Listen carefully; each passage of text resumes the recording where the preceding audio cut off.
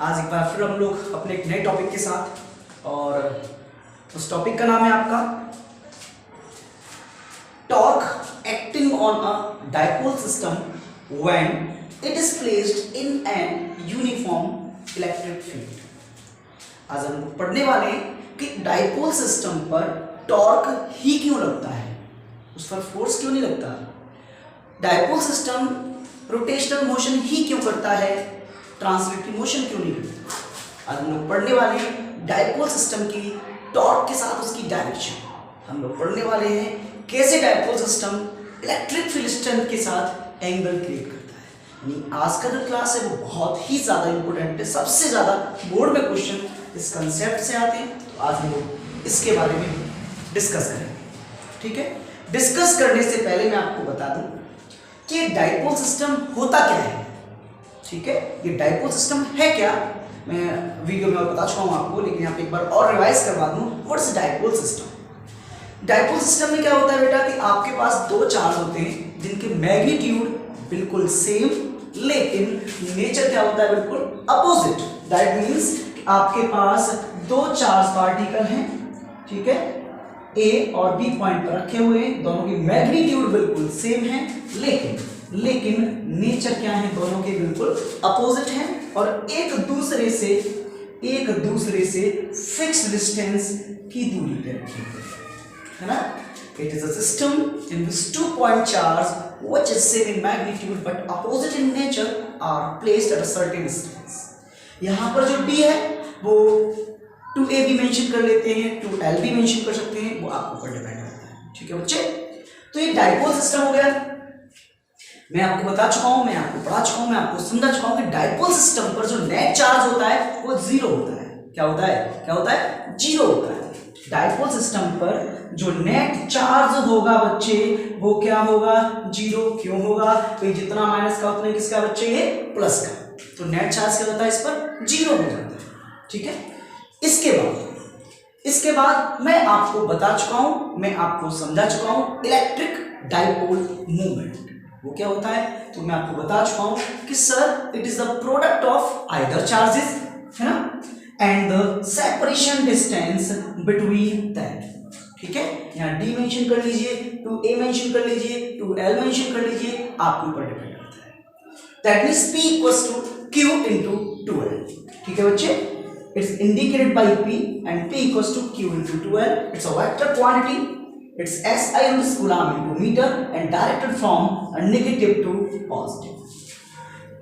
तो ये टॉपिक पढ़ने से पहले आपको ये तो पता होना चाहिए, भाई ये पता नहीं हो तो कैसे काम चलेगा, कैसे आप अच्छा कर पाएंगे, है ना। तो हमें पता है कि डाइपोल सिस्टम पर नेट चार्ज जीरो हो गया, इलेक्ट्रिक डाइपोल मूवमेंट का फॉर्मूला P बराबर Q into 2L हो गया। इसकी SI unit coulomb into metre होती है और डायरेक्शन माइनस से प्लस की होती है, ठीक है। कोई दिक्कत किसी को, कोई परेशानी, बिल्कुल। ये रिवीजन था आपका, रिवीजन पॉइंट था आपका, लेकिन मुझे आपको पढ़ाना है कि डाइपोल सिस्टम है, ये डाइपोल सिस्टम है, इसको मैंने यूनिफॉर्म इलेक्ट्रिक फील्ड में रख दिया है। तो मैं ये देखूंगा कि उस पर फोर्स काम करेगा, मैं ये देखूंगा कि टॉर्क काम करेगा, मैं ये आइडेंटिफाई करूंगा कि वो ट्रांसलेटरी मोशन करेगा, या मैं आइडेंटिफाई करूंगा कि वो रोटेशनल मोशन करेगा, ठीक है। बहुत सारी बातें, बहुत सारे फॉर्मूले, बहुत सारी अच्छी बातें हम लोग एक्सप्लेन करेंगे। तो आप सारे बच्चे ध्यान से देखेंगे, पूरा टॉपिक देखेंगे, एंड आई होप सो कि पूरा टॉपिक पढ़ने के बाद किसी भी कंपटीशन का, किसी भी बोर्ड का आपसे क्वेश्चन निकल कर नहीं जाएगा, आप चिंता नहीं करें, ठीक है। तो मैं स्टार्ट करता हूं, torque acting on a dipole system, ठीक है बच्चे। तो कैसे करते हैं, देखिए हमारे पास एक यूनिफॉर्म इलेक्ट्रिक फील्ड है बच्चे। क्या है बच्चे, हमारे पास यूनिफॉर्म इलेक्ट्रिक फील्ड, ठीक है। हमारे पास एक यूनिफॉर्म इलेक्ट्रिक फील्ड है, ठीक है। इस यूनिफॉर्म इलेक्ट्रिक फील्ड का मतलब क्या होता है भैया, क्या मतलब होता है यूनिफॉर्म शब्द का मतलब क्या है। तो आप सब जानते हैं कि भैया यूनिफॉर्म शब्द का मतलब होता है कि हर जगह स्ट्रेंथ क्या रहे, बिल्कुल थ्रू आउट कांस्टेंट रहे। यहां से लेकर यहां तक हर जगह जो वैल्यू हो आपकी E की वो क्या हो, बिल्कुल कांस्टेंट, क्या हो, बिल्कुल कांस्टेंट, E बिल्कुल थ्रू आउट कांस्टेंट हो, ठीक है।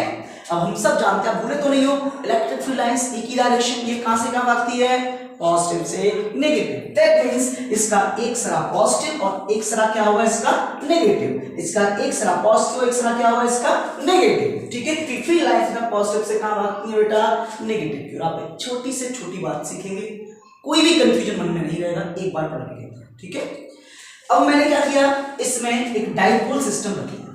ठीक है, एक डाइपोल सिस्टम रखी है कुछ इस तरीके से। ठीक है, माइनस का क्यू और प्लस का क्यू और बीच की डिस्टेंस 2l, इसको आप 2a मान सकते हैं, इसको d आप मान सकते हैं, कोई दिक्कत तो नहीं है। ठीक है, इस डाइपोल सिस्टम ने इसके साथ इस फील्ड स्ट्रेंथ के साथ एंगल क्या बना लिया बेटा थीटा बना लिया, यानी थीटा बना के रखा हुआ है। ठीक है, अब हम सब जानते हैं, एक एक स्टेप देखना है, हम सब जानते हैं कि सर डाइपोल सिस्टम पर फोर्स भी लगेगा। अब फोर्स कैसे लगेगा वो देखिए, किस डायरेक्शन में लगेगा वो देखिए आप लोग। ठीक है, तो देखिए आप लोग, तो होगा क्या कि ये प्लस इस प्लस को क्या करेगा रिपेल करेगा, ये माइनस इस प्लस को क्या करेगा अट्रैक्ट। दैट मींस फोर्स आपका इस डायरेक्शन में लगेगा। F बराबर क्या होता है QE, क्या होता है QE। अब इस वाली केस में ये माइनस इस माइनस को क्या करेगा रिपेल करेगा, ये प्लस इस माइनस को क्या करेगा अट्रैक्ट करेगा। तो इसका फोर्स कुछ इस तरीके से लगने वाला है। तो कोई दिक्कत किसी को, कोई परेशानी बिल्कुल भी, थोड़ी सी। ठीक है, होनी नहीं चाहिए। ठीक है बेटा, तो ये इस तरीके से फोर्स ने काम करना स्टार्ट कर दिया। अब ये देखते हैं कि ये फोर्स इस पर क्या इफेक्ट डालता है ना, क्या फोर्स पे लगता है। अगर फोर्स लगेगा तो ये कौन सा मोशन करेगा ट्रांसलेटरी लीनियर। कौन सा लीनियर, हमेशा फोर्स कौन सा मोशन करवाता है लीनियर मोशन करवाता है। तो ये देखते हैं कि इस पर फोर्स काम करेगा भी या नहीं करेगा, देखते हैं। तो हम सब जानते हैं, मैंने अभी आपको एक पॉइंट बताया कि डाइपोल सिस्टम पर नेट चार्ज कितना होता है, कितना होता है जीरो होता है ना।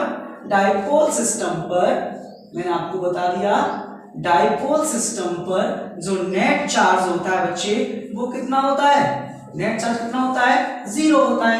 नेट चार्ज कितना होता है बच्चे जीरो होता है। ठीक है, जब नेट चार्ज जीरो हो गया, जब आप लोग नेट फोर्स निकालेंगे तो वो फॉर्मूला होगा Q नेट और into field strength. That means F net equals to Q net 0 into E, that means F net equals to 0। इसका मतलब तो ये हुआ, इसका मतलब तो ये क्या हुआ, मतलब समझ में आ रहा नहीं आ रहा है, आ रहा नहीं आ रहा है, आना चाहिए। ठीक है, तो F net equals to 0, that means ये हुआ आपके साथ कि ये सर इस पर कोई फोर्स अप्लाइड नहीं होगा। ठीक है, इस पर कोई भी फोर्स अप्लाइड नहीं होगा। इसका मतलब सर ये लीनियर मोशन नहीं करेगा, ट्रांसलेटरी मोशन नहीं करेगा। तो फिर किस में रहेगा ये ट्रांसलेटरी इक्विलिब्रियम में रहेगा। क्यों, क्योंकि भैया इस पर कोई भी फोर्स काम नहीं करता है। ठीक है, और अगर कोई दिक्कत तो नहीं किसी को। तो डाइपोल सिस्टम पर net charge zero, F net Q net into E, F net Q net zero, F net equals to क्या आ गया जीरो। तो इसका इंपॉर्टेंट पॉइंट ये हो गया कि sir it remain in translatory equilibrium. किस में रहेगा ये ट्रांसलेटरी इक्विलिब्रियम में रहेगा। ये कोई भी लीनियर मोशन नहीं करेगा।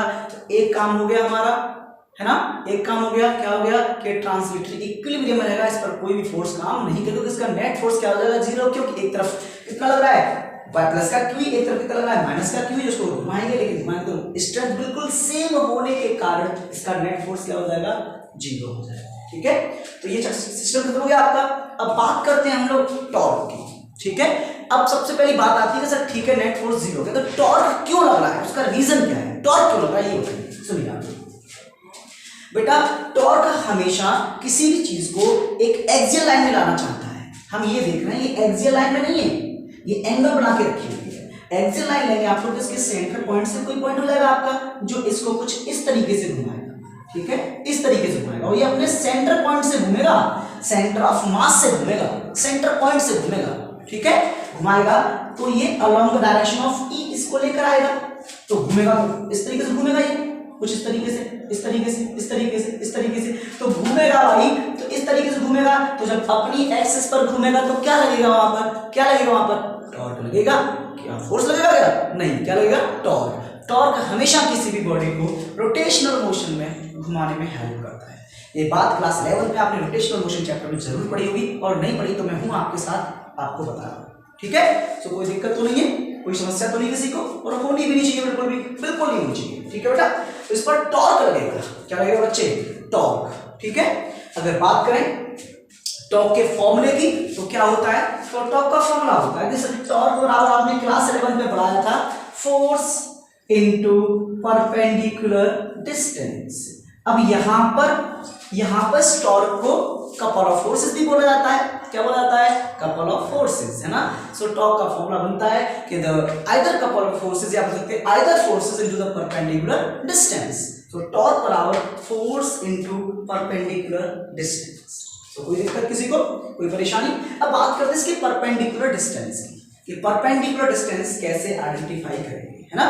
अब परपेंडिकुलर डिस्टेंस क्या होती है, मैं एग्जांपल देके समझाऊं। आप सबके घर पे किवाड़ लगे होंगे, सब दरवाजे होंगे, तो जो दरवाजा आपका जिस एक्सिस से घूमता है, जहां पर आप उस पर फोर्स लगा रहे हैं, तो देखना आप एक्सिस के पैरेलल नहीं लगाते होंगे, परपेंडिकुलर। ये एक्सिस है, ये एक्सिस है, तो आप फोर्स ऐसे लगा रहे होंगे, इस तरीके से, है ना, इस तरीके से। यानी इसके क्या लगा रहे हैं आप लोग, इस एक्सिस के क्या लगा रहे हैं, बिल्कुल परपेंडिकुलर लगा रहे हैं। क्या बच्चे? परपेंडिकुलर। तो इसका कंपोनेंट परपेंडिकुलर कुछ इस तरीके से हो जाएगा, बाहर की ओर हो जाएगा। ठीक है, तो वो निकालते हैं। मैं इसका एक परपेंडिकुलर डाल देता हूं इस तरीके से, इसको कंटिन्यू करता हूं, यहाँ परपेंडिकुलर बन जाएगा।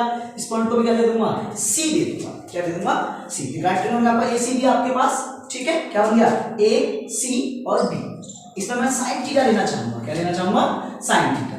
तो इन राइट ट्रायंगल ए, सी और बी, इसमें क्या ले लीजिए आप लोग? Sine theta. तो साइन थीटा बराबर क्या होता है? परपेंडिकुलर बीसी अपॉन हाइपोटेनियस ए।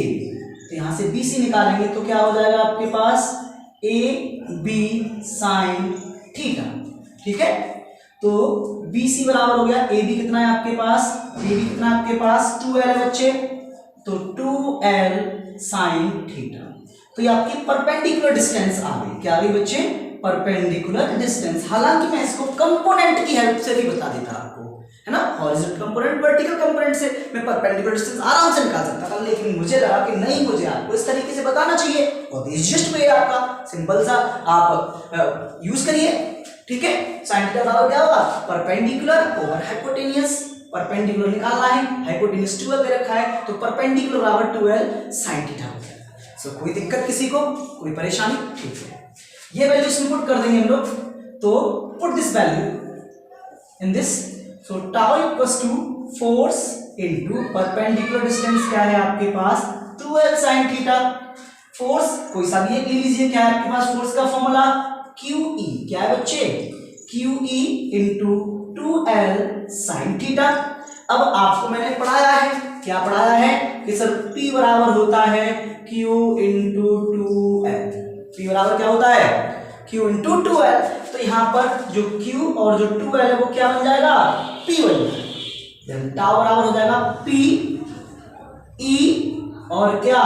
Sine theta. टाउ बराबर क्या हो जाएगा? PE sign theta. ठीक है, इसकी SI यूनिट न्यूटन मीटर। अब मेरे मन में इस पॉइंट को देखकर बहुत सारे क्वेश्चन आते हैं। क्या क्या क्वेश्चन आते हैं? क्वेश्चन क्या क्या है? तो क्वेश्चन ये है, मेरा पहला क्वेश्चन ये है कि टॉर्क की डायरेक्शन क्या होगी। ठीक है, टॉर्क की डायरेक्शन क्या होगी, पहला क्वेश्चन। दूसरा क्वेश्चन, क्या टॉर्क कभी जीरो होगा? क्या कभी जीरो होगा? अब अच्छा, टॉर्क जीरो हो जाएगा, तुम जानते हो इसका मतलब क्या है?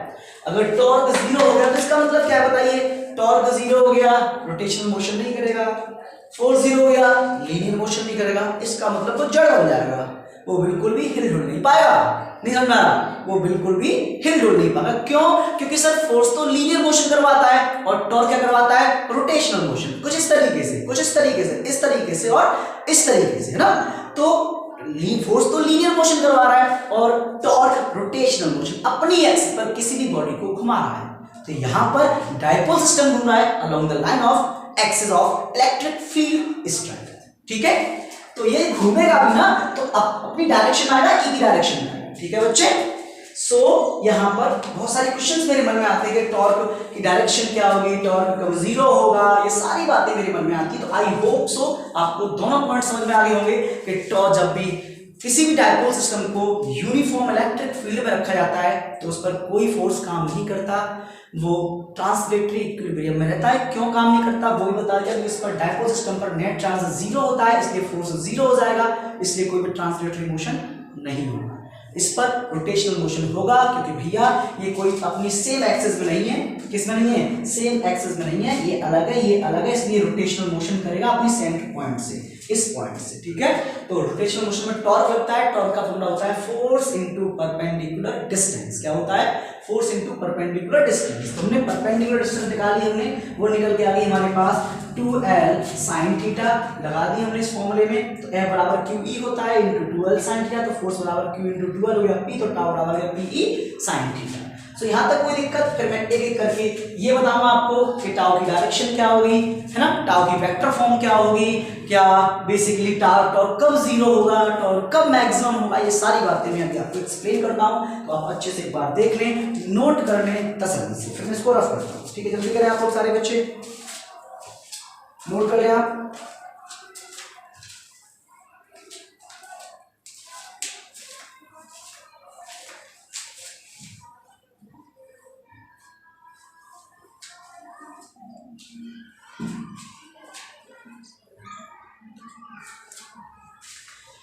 ठीक है, आपने नोट कर लिया होगा भाई। ठीक है, मैं इसको अब आगे कंटिन्यू करता हूँ, इसको रफ करता हूँ मैं। ठीक है, तो रफ करता हूँ और देखता हूँ कि किस तरीके से इस पर टॉर्क जीरो होगा, किस किस तरीके से काम करेगा, क्या इसका फॉर्मूला होगा, है ना। तो बात करते हैं हम लोग इस तरीके से। ठीक है,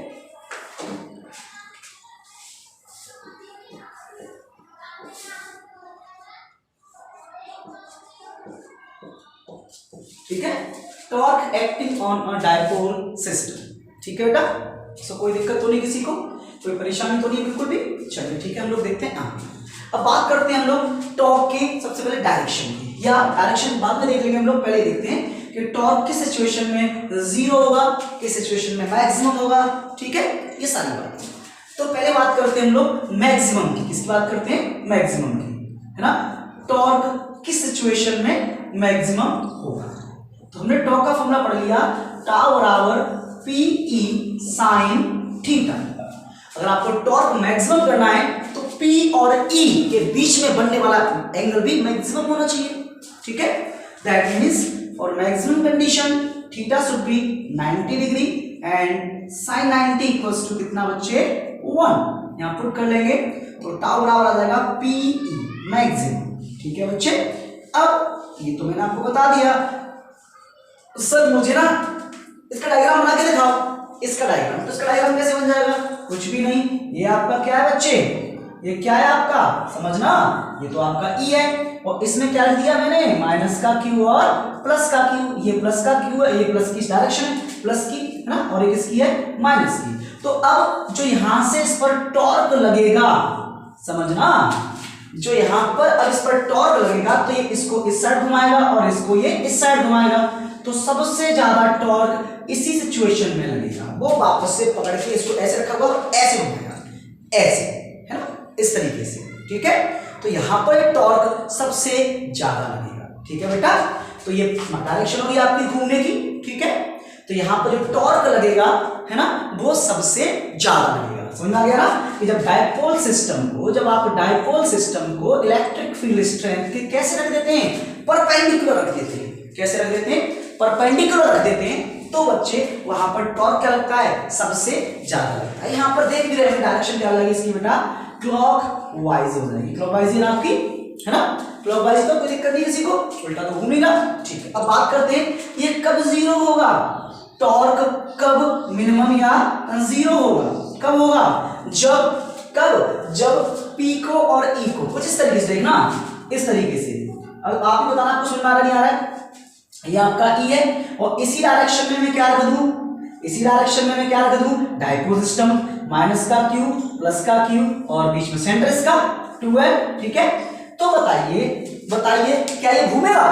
बताइए, क्यों? ये माइनस की प्लस को अट्रैक्शन है, प्लस की माइनस को अट्रैक्शन है, तो स्टेबल रहेगा इस तरीके से।